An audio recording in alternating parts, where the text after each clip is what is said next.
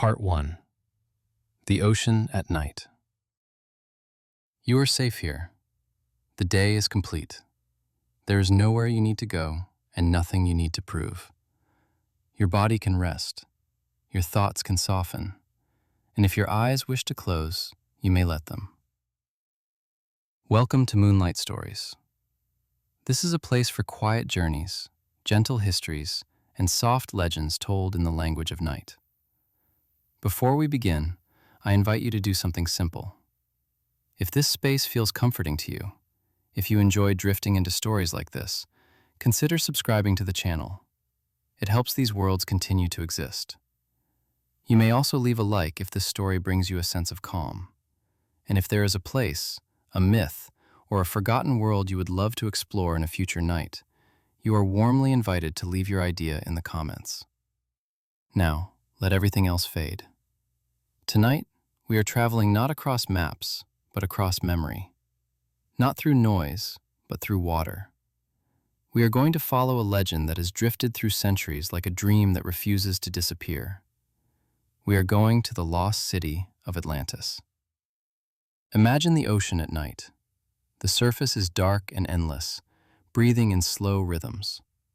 Moonlight rests upon the water, breaking into silver paths that stretch beyond sight. Waves move gently, as if the sea itself is half asleep. The world above is quiet, and the world below is even quieter. Beneath this vast surface, there are places no one walks anymore. Valleys shaped by ancient currents, mountains made of stone and coral, silent plains where only shadows pass. The ocean keeps its secrets well. It does not rush to explain itself. It holds what it remembers. Some say that somewhere in these depths, a city once existed. Not a city of ruin and dust, but a city of light. A place of harmony, beauty, and balance. A world that rose from the sea and returned to it. They called it Atlantis. Perhaps it was real. Perhaps it was only imagined. Perhaps it lives somewhere between the two. Legends do not survive because they are accurate. They survive because they are needed. Atlantis is not just a place on a forgotten map. It is a memory of something we long for, a vision of a world that felt whole. When people speak of Atlantis, they rarely speak of walls and streets. They speak of peace, of knowledge, of harmony between nature and human hands, of a time when life moved in balance with the world around it. It is not the city that haunts us. It is the feeling it represents. A world where nothing was rushed, where power was gentle, where progress did not break what it touched. In every culture, there is a story like this. A golden age, a lost home, a time before fracture. Atlantis became the ocean's version of that dream. The philosopher Plato was the one who first wrote its name. He told of an island beyond the known world, rich and radiant, ruled by wise kings, surrounded by water and light. He wrote of its rise and of its quiet fall beneath the sea. But even as he wrote, Atlantis already felt like something remembered rather than recorded, as if he were not inventing it, but listening to an echo. Tonight, we will not try to prove Atlantis. We will not search for coordinates. We will not demand answers from the sea. Instead, we will drift. We will listen to the water. We will walk through a city made of story. We will allow a legend to become a place of rest. This is not a journey of discovery. It is a journey of return. A return to slowness. A return to wonder. A return to the quiet part of you that still believes some things are allowed to remain mysterious. The ocean does not hurry, and neither will we. Let your breath settle. Let the world grow distant. Let the waves carry you. Somewhere beneath the surface, a city is waiting. Part 2. The First Whisper of Atlantis. Long before Atlantis became a legend, it was only a whisper, a quiet idea moving through the minds of people who felt that the world had once been gentler than it was now. The story did not begin with maps or ruins. It began with a feeling, a sense that something precious had been lost. The first written echo of Atlantis comes from the philosopher Plato. He did not present it as a fantasy. He spoke of it as an ancient account, passed down through generations, a memory carried from distant lands in older times. According to him, Atlantis was an island beyond the known world, a place of remarkable beauty and balance, powerful yet peaceful, advanced yet harmonious. But even in Plato's telling, Atlantis feels less like history and more like remembrance. It reads not as a report, but as a reflection, as if he were describing a dream humanity once shared. He wrote of a civilization that understood both nature and itself, a place where cities were built in circles, echoing the flow of water and sky, where gardens, temples, and canals formed a living pattern, where people believed that knowledge was meant to serve life, not dominate it. In this story, Atlantis was not perfect. It was simply whole. And that wholeness is what made it unforgettable. Over time, the name of Atlantis drifted across cultures. It appeared in poems, in paintings, in quiet conversations. It became a symbol, not of a place that must be found, but of a world that felt right. Every age reshaped it. Some imagined crystal towers. Others saw marble halls. Some believed it was hidden beneath the sea. Others felt it lived inside the human heart. But the meaning remained the same. Atlantis stood for a time when life felt aligned. It is no coincidence that the story survived. Legends do not remain because they are factual. They remain because they answer something inside us. Atlantis speaks to a deep, unspoken longing, the wish for a world where progress does not cost peace, where wisdom grows alongside power, where beauty is not fragile. When people return to this story, they are not searching for ruins. They are searching for reassurance, for the idea that harmony is possible, that somewhere, sometime, it existed. And perhaps that is why Atlantis feels so close at night. When the world grows quiet and the mind softens, the legend no longer feels distant. It feels familiar, like a place you once knew but cannot quite remember. You do not need to believe that Atlantis was real.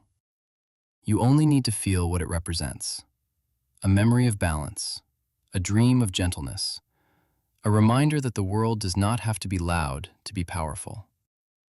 As the ocean moves slowly in the dark, it carries this whisper still. And tonight, you are listening to it. Part 3.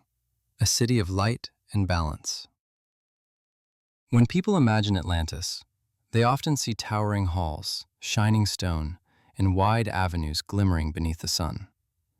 Yet the heart of the legend is not found in its architecture. It lives in the way the city is said to have breathed with the world around it.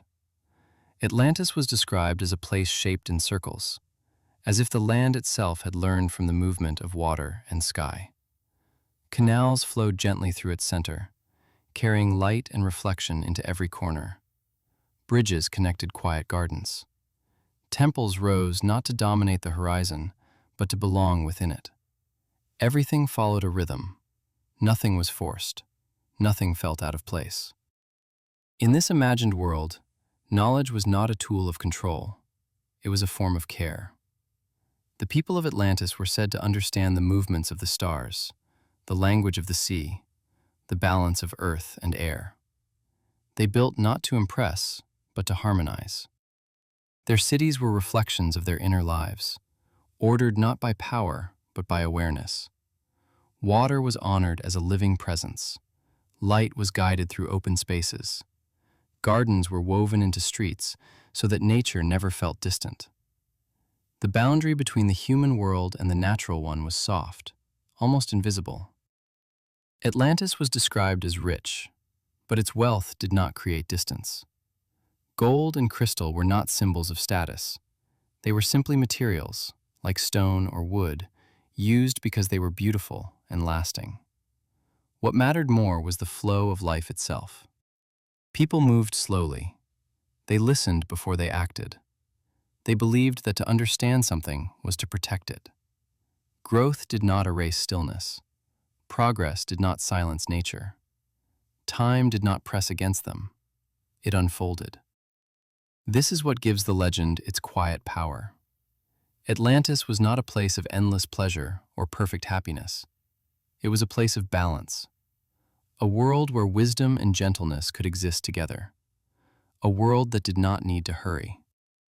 This vision may never have existed in stone and soil, but it exists clearly in the human imagination.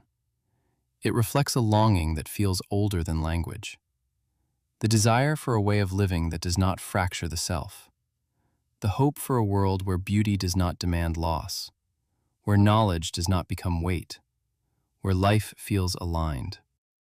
When we imagine Atlantis, we are not searching for lost streets. We are remembering a way of being, a memory of harmony that feels instinctively right, even if we cannot explain it. Perhaps that is why the city feels so vivid in dreams. It is not foreign.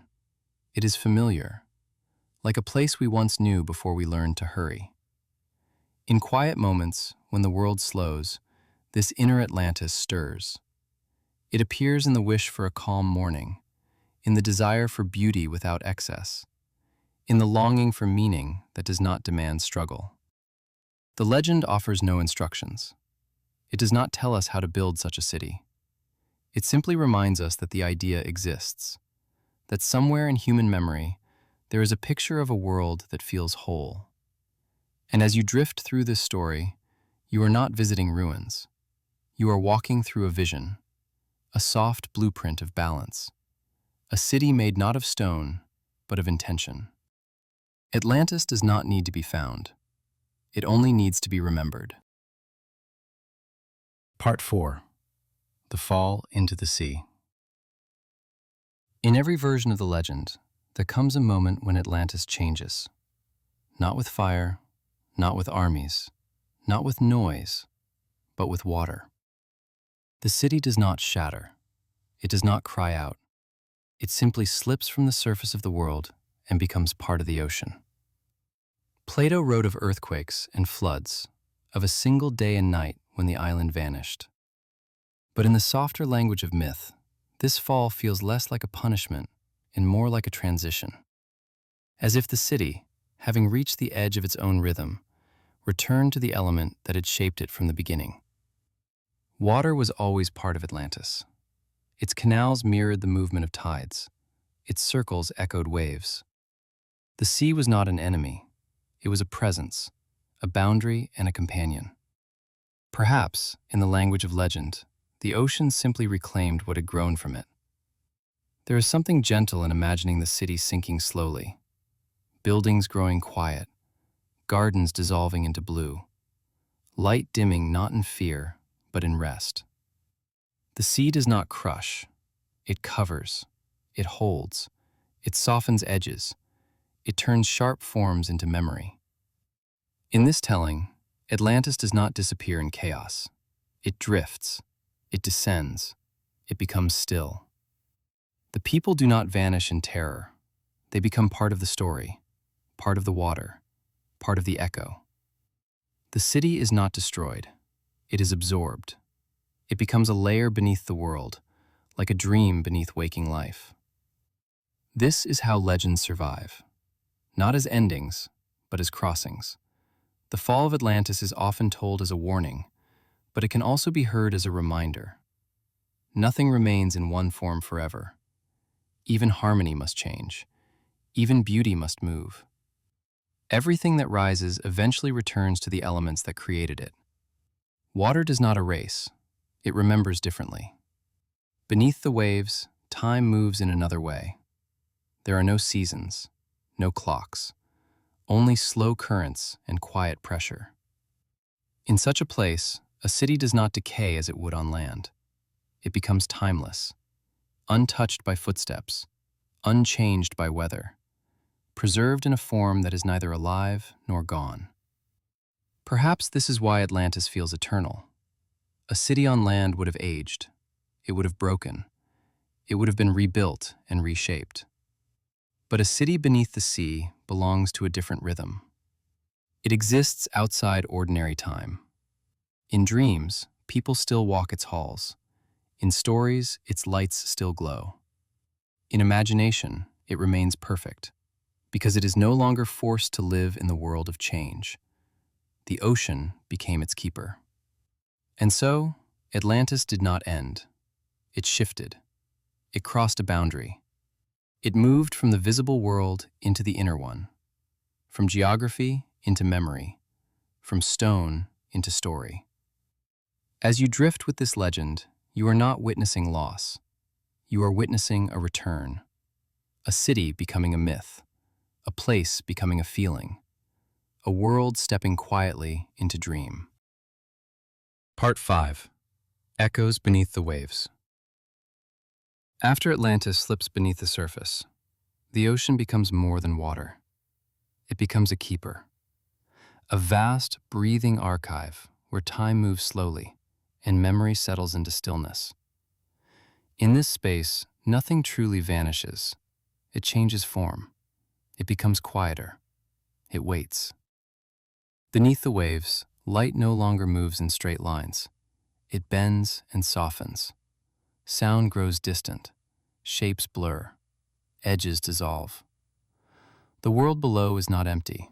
It is simply calm. In this calm, the idea of Atlantis continues to exist. People have searched for it in many places. In the Atlantic, in the Mediterranean, beneath islands, and between continents. Some have looked with instruments and maps, others with intuition and dreams. But what they are really seeking is not stone. It is resonance. Atlantis does not call in words. It calls in feeling. Divers speak of moments when the sea grows strangely quiet. Sailors tell of waters that feel different, heavier with meaning.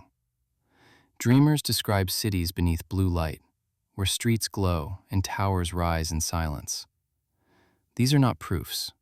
They are echoes. The ocean carries stories the way wind carries scent, gently and indirectly, without urgency. Water remembers in its own way. Every wave holds a trace of where it has been. Every current is shaped by ancient movement.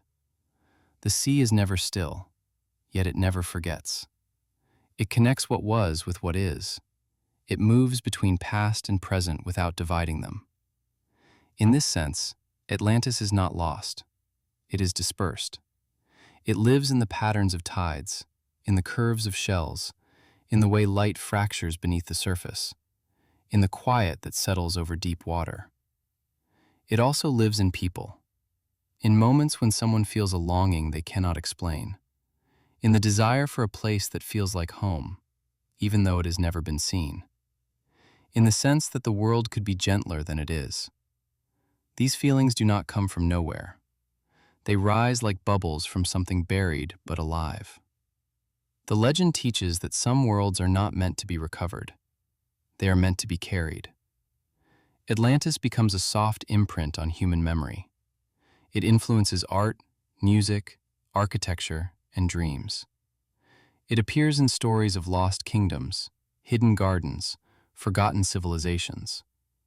It reshapes itself again and again, adapting to each generation's need. For some, Atlantis is a warning about pride. For others, it is a promise of harmony. For many, it is simply a beautiful mystery. But beneath all these interpretations, it remains what it has always been, a symbol of wholeness. It reminds us that there was once a story about balance, about a world that did not rush, about knowledge that did not dominate, about beauty that did not demand sacrifice. And perhaps that is why the ocean feels like the right place for it. The sea does not argue. It does not judge. It does not hurry. It holds. It allows. It waits. When you imagine Atlantis beneath the waves, you are not picturing ruins. You are sensing a presence, a quiet order beneath the noise of the surface world, a depth where nothing needs to prove itself. In this way, Atlantis becomes less a place and more a state of being, a reminder that beneath every storm there is calm, beneath every rush there is stillness, beneath every ending there is continuation. As you listen now, Your own thoughts may be slowing. Your breath may be deepening. The world above may feel distant. You are drifting closer to that inner ocean. And somewhere within it, a city of light still glows. Part 6. Why we still remember. Even after centuries, Atlantis has not faded. It remains in stories, in art, in quiet conversations, in the corners of the mind where questions linger without answers. Many legends vanish as the world changes, but this one endures. It does not belong to one culture or one era. It moves freely, adapting itself to every generation that encounters it. We remember Atlantis because it speaks to something that has never disappeared from us.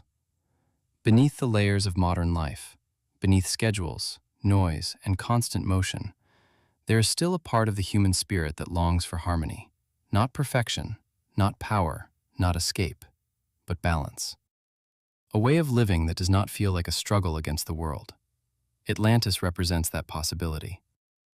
It is not important whether it existed in stone and water. What matters is that it exists in imagination. It offers an image of a world where knowledge was gentle, where growth did not erase beauty, where progress did not demand sacrifice. It tells us that another rhythm is possible. Every time people return to this legend, they reshape it. Some see Atlantis as a warning about pride. Others see it as a promise of renewal.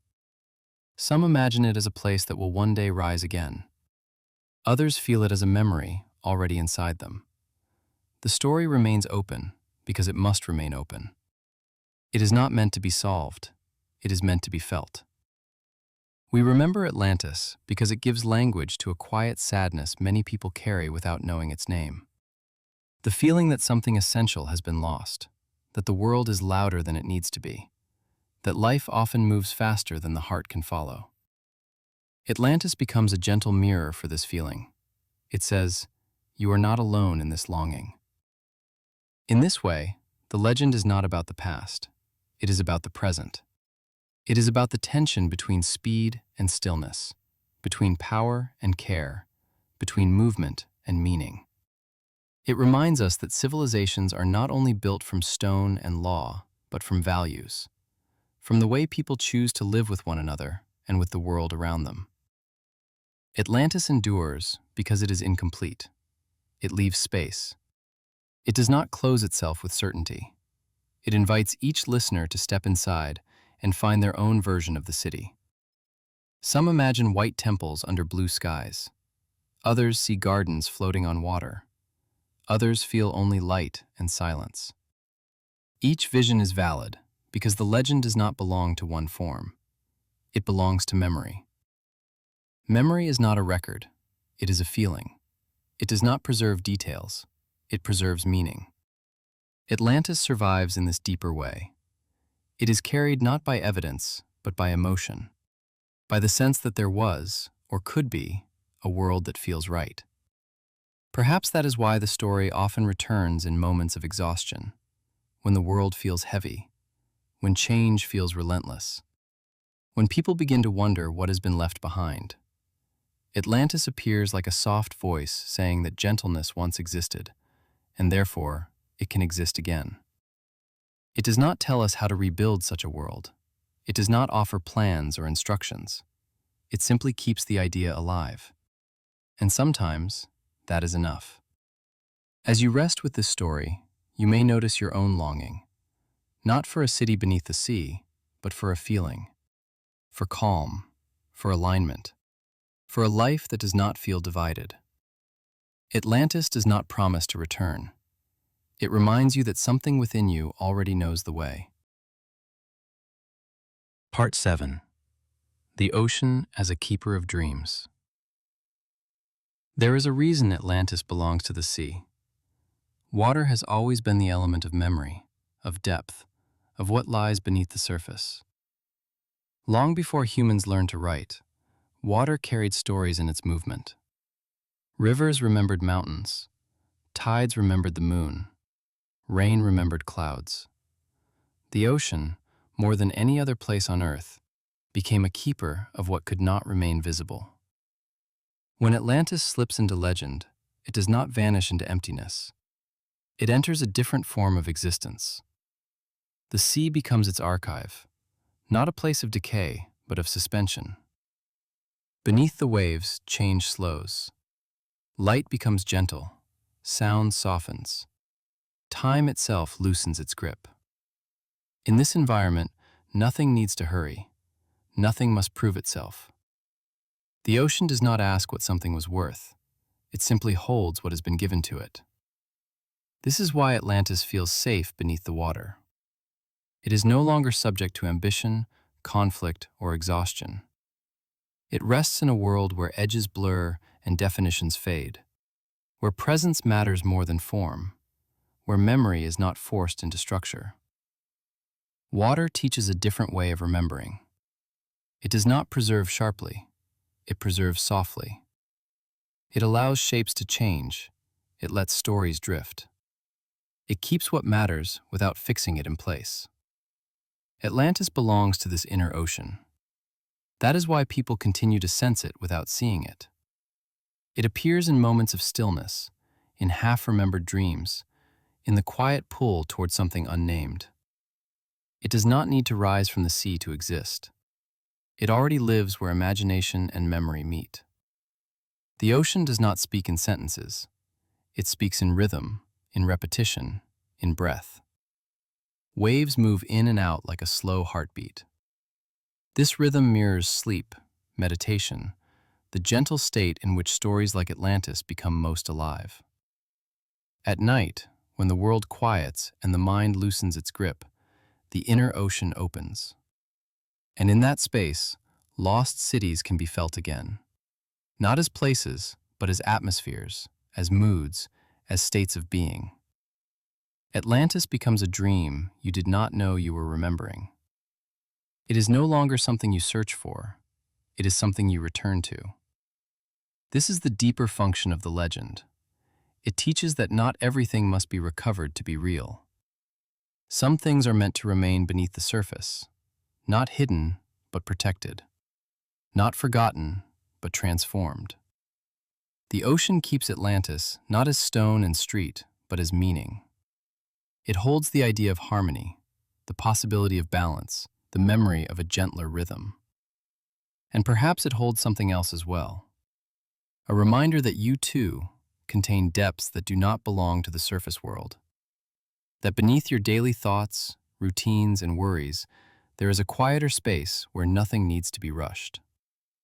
A place where you are not measured by what you produce, but by what you feel.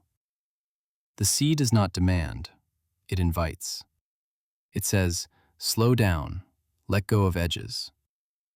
Atlantis lives there, not as a ruin, but as a presence. And as you listen now, you may feel that presence not around you, but within you. Like a softness behind your thoughts. Like a calm that does not need explanation. The ocean keeps dreams, and tonight it is keeping you. Part 8. The City Within You. Every legend ends where it began, inside the listener. Atlantis was never meant to remain only beneath the sea. Over time, it shifted from geography into feeling, from myth into metaphor. What was once imagined as stone and water now lives as something softer and closer, something that cannot be mapped but can be felt. Atlantis becomes a place you carry, not as a destination, but as a memory of balance. It appears when you long for a slower morning, when you wish the world would breathe with you instead of rushing past, when you feel that life could be kinder without losing depth. In these moments, Atlantis rises quietly within you, not as a vision, but as a sensation, a gentle alignment, a reminder that another rhythm is possible. You may not see canals or temples. You may not picture towers beneath the sea. What you feel instead is a subtle easing, a sense that there is a way of being that does not require constant effort, a way that does not divide you from yourself. The legend teaches that harmony is not something to construct from nothing. It is something to remember. Atlantis lives in small spaces, in the pause between breaths, in the stillness before sleep, in the calm that arrives when you stop trying to hold everything together. It lives in the moment you realize that you do not need to prove anything right now, that being is enough. You have felt it before, perhaps when you stood near water and time seemed to slow, perhaps when you watched light move across a quiet room, perhaps when you closed your eyes and noticed that, for a brief moment, nothing felt missing. Those moments are not empty. They are full. They are doorways. That feeling is the city, not beneath the sea, but within you. As this story draws to a close, there is nothing more you need to imagine. You do not need to search or solve. The ocean has carried you not outward, but inward. Your breath is slower. Your thoughts are softer. The edges of the day are fading. You can let go now. Atlantis will remain, not beneath the waves, but within you. Part 9. The Gentle Return. Every journey, even one made of stories and water, eventually turns back toward where it began. Not with urgency, not with a sharp edge, but with a soft awareness. You may notice it now, as if the ocean that carried you inward is slowly easing its hold. The depths remain, but you no longer need to drift further. You are already where you are meant to be. The city does not vanish. It simply becomes quiet, like a dream that settles into the body rather than fading from it. You are not leaving Atlantis. You are allowing it to rest inside you, where it belongs. Your mind begins to remember the present moment, the weight of your body, the rhythm of your breath, the gentle boundary between thought and sensation. You are still, and yet awake in a different way. Not alert, not tense, just aware. This is how all myths complete themselves. They do not close like doors. They dissolve like mist. They leave behind not answers, but a feeling, a softness that remains even after the words have ended. Atlantis has given you nothing to carry. No task, no belief. Only a reminder that harmony is possible, that stillness is real, that beneath every surface there is depth, and beneath every rush there is calm. You do not need to remember details. What matters is already here. It is the quiet around your thoughts, the slowing of your inner world, the sense that nothing is demanded of you in this moment. The ocean is no longer around you. It is within you, as rhythm, as breath, as space. You may feel yourself drifting closer to rest, not pulled, not pushed, simply allowed. This pause is enough. This stillness is enough. You are allowed to rest.